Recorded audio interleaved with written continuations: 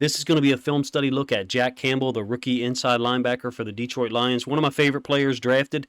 I loved the game. When I watched him in the preseason, I saw a lot of things that I was extremely impressed by, particularly his ability to come downhill against the run, and then also recognize play action pass, put his foot in the ground, get underneath of routes, get deeper in his pass drops than other NFL linebackers do against play action. Nonetheless, his rookie season has not gone the way that many Lions fans, myself included, would have wanted because of his usage. And what I mean by that, if you're unaware, is how often he's had to be deployed as an outside linebacker, as an edge defender, particularly to the boundary, as a result of so many injuries that the Lions suffered, mostly in Week 2 against the Seahawks. James Houston, the fourth, going down for a long time, pretty much most of the season. I think Charles Harris suffered some injuries in that same game. Perhaps it was a week or two later. Both of the Okwara brothers have spent time not being available for games. So Jack Campbell, who was drafted as an inside linebacker out of Iowa, trained there as an inside linebacker and garnered most of his attention and awards in college playing inside linebacker, has had to spend some time as an edge defender basically since Week 3.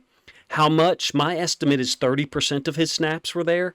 If you're a Lions fan, you're listening this long, let me know how accurate you think that is. I think he has been neither a net positive nor a net negative at outside linebacker. However, there's two big plays in the Ravens game, which I'll show you. I'll show you at least one of them, where I think a more classically trained outside linebacker, someone who solely has a singular focus on playing outside linebacker edge defender, would not have reacted the way he did. He's an inside linebacker by instinct and by training, if you ask me. I don't criticize the coaching staff for what they did because it was out of necessity. Like I said before, they needed to get the best football players on the field, and I applaud their decision to move him there. I thought it was a big problem in the Ravens game on at least two occasions, perhaps even a third. So I don't have an issue with Aaron Glenn and the coaching staff trying to get Campbell, Alex Anzalone, and Derek Barnes on the field at the same time. They're all three worthy. I think Alex Anzalone's had a great season. Barnes and Campbell, I understand using those guys as edge defenders more because of how many guys have missed games. And I don't think it's affected Campbell when he's got back in the game at inside linebacker at all. The only thing that I could say is, I don't even want to say it's deteriorated, is I see a little bit less pattern reading from him on pass plays. And I'll show you an extremely good pass drop from Week 1 against the Chiefs that I think illustrates my point. I'm not saying he's gotten worse. I just feel like by spending more time as an edge defender, probably in practice and in games, some of the pass drop stuff, he's been more heavily focused on the quarterback, which is kind of an NFL inside linebacker thing. Those guys are expected to play so many coverages.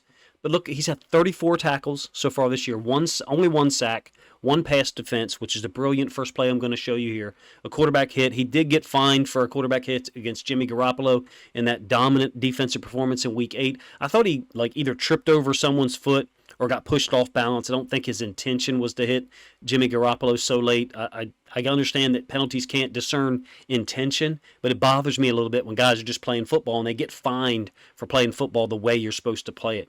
In terms of pass drops, I think he's very natural, smart, and aware. And against the run, I think he's just a badass who recognizes where he's supposed to fit, and I intend to show you that in this video as well. If you can't tell already, I'm extremely impressed by Jack Campbell, and I think he was a great draft pick. Here he is, Week 1, one of the best pass drops that you'll see out of an inside linebacker all year, rookie or anything. You can see he'll open and look at the routes. So he'll turn his back, not necessarily to the quarterback, but he'll turn and open and look at the routes. For right now, look at the depth again.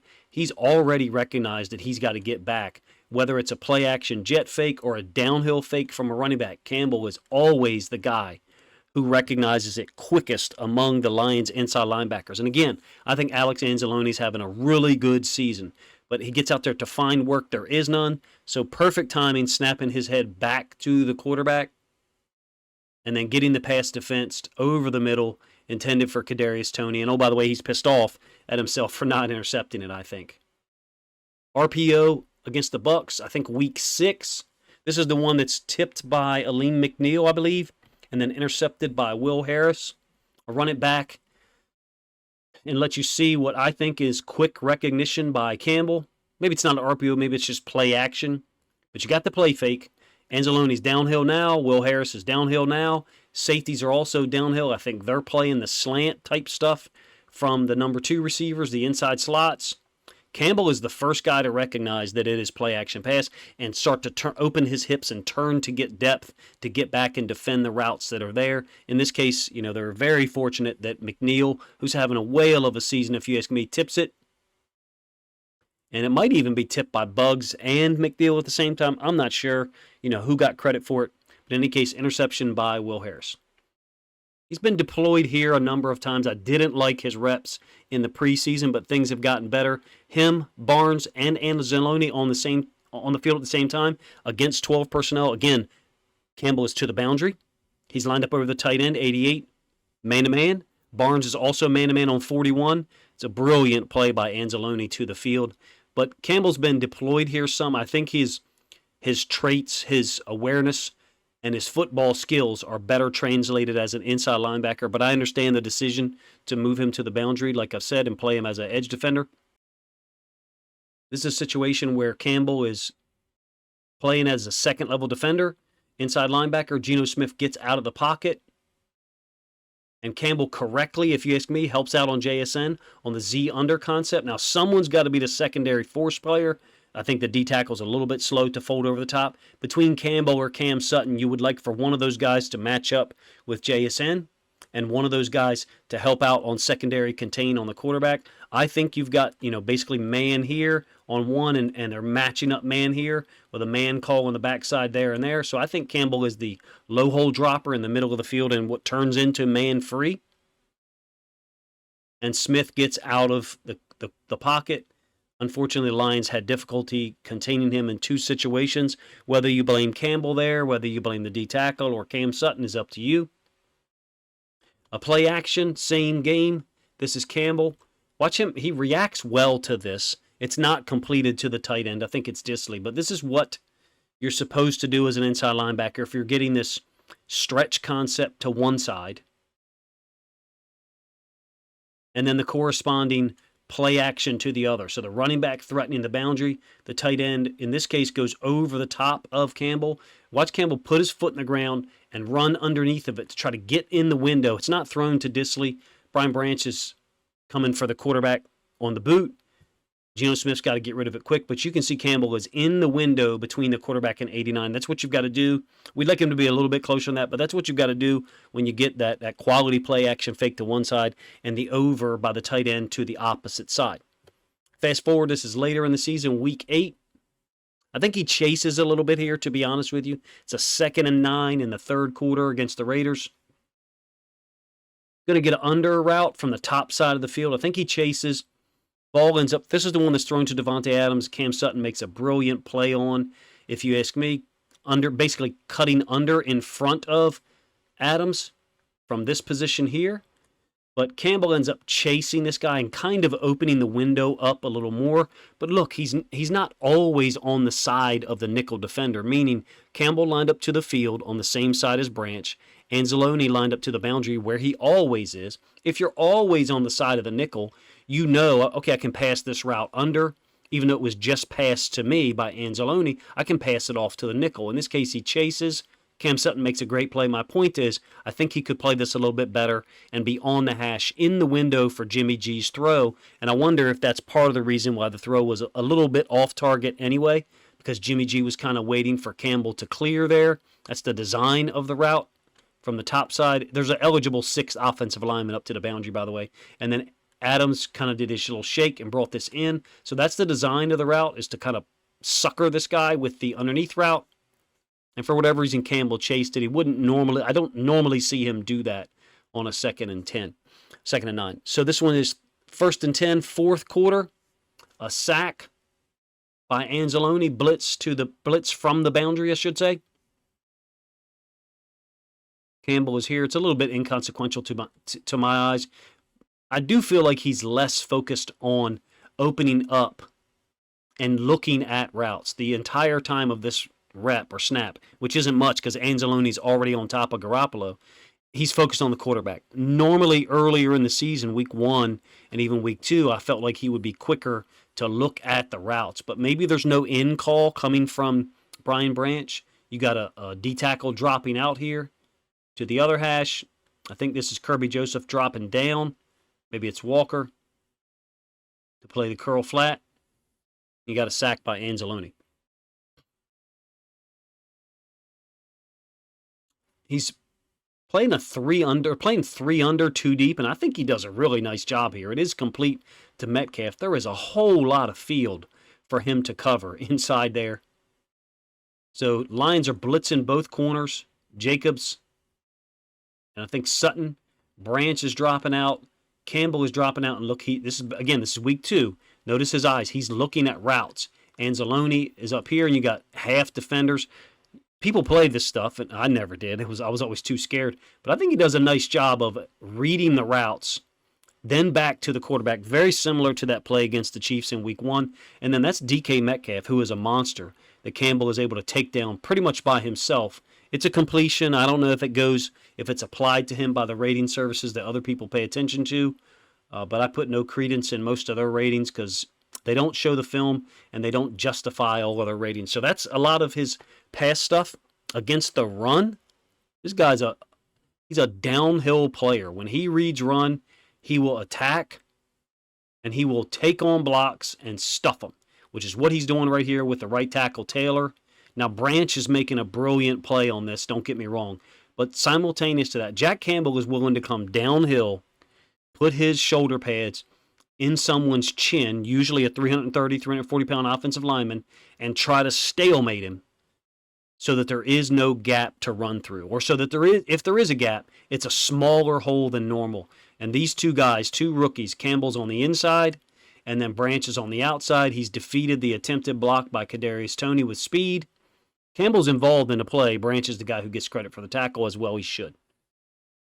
Against the Raiders, 3rd and 1. This is 3rd possession of the game. This was an important moment. It is Anzalone on the tackle. He's the guy who gets credit. Okay, Jacobs is going this way. Anzalone's going to be the backside inside linebacker, fit through the open window on the backside and make the tackle. I'm going to run it back a couple of times. I want you to watch what Campbell does and think about that first play I just showed you, the first run play I just showed you against the Chiefs and Jawan Taylor. It's a hurry-up situation. I think 11 personnel. The Raiders are trying to take advantage of getting up there. Watch Campbell. I think it's the left guard that he just knocks back into the backfield. He doesn't make the tackle, but there is no front side lane here between this D-tackle, Pascal, and that is Jack Campbell's helmet right there. I think it's a brilliant example of how committed he is against the run. Aleem McNeil is winning on the backside too. Like I said, he's having a brilliant season. Alex Anzalone has been playing well against the run and the pass. I think that shows you what Jack Campbell is willing to do on run plays. He might not make the tackle on that one or the previous one, but he'll take on blocks in a manner that helps teammates open themselves up, be more open to make the tackle. This is a shock and shed against the Seahawks to tackle Zach Charbonnet pretty much by himself. Does it go down as a 4-yard gain, I believe, on a 2nd and 4? But this guy can play. In the NFL right now, you'll deal with a 3 to 3.5 yard gain and call that a success. Now, this happens to be a 2nd and 4, so it's not a success when they get the first down. But the aggressiveness, the downhill nature, he's got the strength, the explosiveness, and the ability to look where he's taking on the block. Think about what I showed you with the pass plays in the beginning. If he recognizes pass, he would have already been turned and moving in this direction. So his eyes, his ability to read, run, pass is exquisite. And he's downhill. He's on top of this lineman right now. He's able to shed him, make the tackle. Anzalone's there as well. I think he's brilliant against the run. I think this is going to be a guy who's going to make 100 tackles a season once he gets enough reps. Now the outside linebacker stuff. This is Andrews out into the flats on a boot concept. There is Campbell, a more classically trained outside linebacker, someone who's used to the position, would do one of 2 things. Rush the quarterback to put pressure on him, or collision Andrews running across. And Campbell, I don't think, is used to playing this position with this type of speed against this type of athlete. Hasn't stepped down and across the line of scrimmage, got to heel depth of the offensive line to potentially collision Andrews. Andrews runs right by him, out into the boundary, ends up being an 11-yard touchdown. I think that's the Ravens' 2nd touchdown.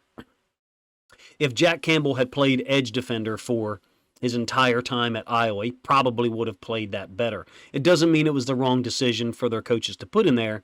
It just means he's not suited for that at the NFL level, if you ask me, on a play-by-play basis. Edge defender here, it's unbalanced. Now, likely takes him on. There's nobody there to fill inside, but why is there nobody there to fill inside? Well, it's unbalanced. And the only guy that I see who's recognizing it right now is Jack Campbell. Doesn't make the play. It still goes down as a touchdown run by Gus Edwards. You got guard, tackle, tight end, Isaiah Likely, and then the other tackle, the left tackle over here. Oh, by the way, you got a receiver. So we've got a 5-man surface for the pitch to Gus Edwards, who is an amazing short yardage running back. Not good, not very good, amazing. I'd like to see Campbell come downhill a little more and smack Isaiah Likely in the face. We would call it knock it back. There is no real knock it back here. Isaiah Likely's a strong dude. I don't think Jack Campbell playing on the edge is his best position, is the best usage for him. He's very flat stepping down the line. Where the play's going away from him, by the way. He's on the opposite side. He's very flat going down the line, like I talked about with Andrews. There isn't this resetting of the line of scrimmage. You know, basically, like imagine resetting it there on that red line, that red parallel line that I just drew, a horizontal line that I just drew. And Linderbaum, his former teammate, is able to get up to him. It very easily could have been a give to Gus as far as this situation over here. But because of Aiden Hutchinson stepping down, which is what he does, the fundamental way to play it, Lamar keeps it, goes out the back end. I don't think it's a situation where Jack Campbell has had zero good reps. He's often been used in this manner against tight ends to basically collision the tight end on his way to the quarterback. So he's neither being asked to win, be the first guy to the quarterback, nor is he being asked to cover here. And I've seen 3 iterations of this. This is not the only one. It goes down as a sack by Anzalone from there. It's a 4th and 10. Basically last play of the game for the Raiders here. Used it twice in this game. I think once against Green Bay. I'm not going to show you either one of those. But these situations, he's neither a net positive nor a negative. He's just playing team defense, collisioning the tight end so the tight end can't get out in the route quickly. Not being asked to rush the quarterback because that's not necessarily his personal strength, if you ask me. You guys let me know what you think of the video. He's still over here at Edge Defender week 4, against the Packers. You guys let me know what you think of the video, taking a serious look at Jack Campbell in terms of playing as an inside linebacker, playing as an edge defender. Great recognition, great awareness. You can tell he's extremely well trained at Iowa and by the Lions defensive staff. I would look for him to be a 100 tackle plus per season guy when he gets the opportunity to play more inside linebacker, which is his natural position. I have experience coaching inside linebackers, of course, not at the NFL level, but everything I see out of Jack Campbell, 95% of it is really freaking good. Coming downhill against the run, taking pass drops, the eyes on the quarterback here while tempoing the tight end and the tailback in this one-man screen that's an add-on or a tag-on to a regular pass concept to give Jordan Love a late opportunity to get the ball to a tailback with a lead blocker. Jack Campbell he's got great instincts. I don't think he's a good football player. I think he's a great football player. And the Lions, I applaud them for drafting him, even though it's not a, quote, premium position at this point in time. I'm a big fan of his. I would expect him to have contribution for this Lions defense this year, particularly if he's deployed at inside linebacker more, and for many years to come. You guys let me know, Lions fans, if you like the video, first of all, if you like the way that I broke down the plays and talked about his individual skills and his awareness level, translating to the NFL as an inside linebacker, but not necessarily on a play-by-play basis, translating at the edge defender position. And in fact, I think the Ravens chose to run those concepts to the boundary because they knew that's where he would be out of those personnel groupings. I didn't really touch on that. If you want me to expand on that a little more, please comment, down below once the video posts up, and I'll try to respond to it as quick as possible. Appreciate you guys' time. Let me know what you think of the video in the comment section. If you think other Lions fans would enjoy this content, this film study look at Jack Campbell, then please consider grabbing a link to this video, sharing it out on social media to help this content get more reach.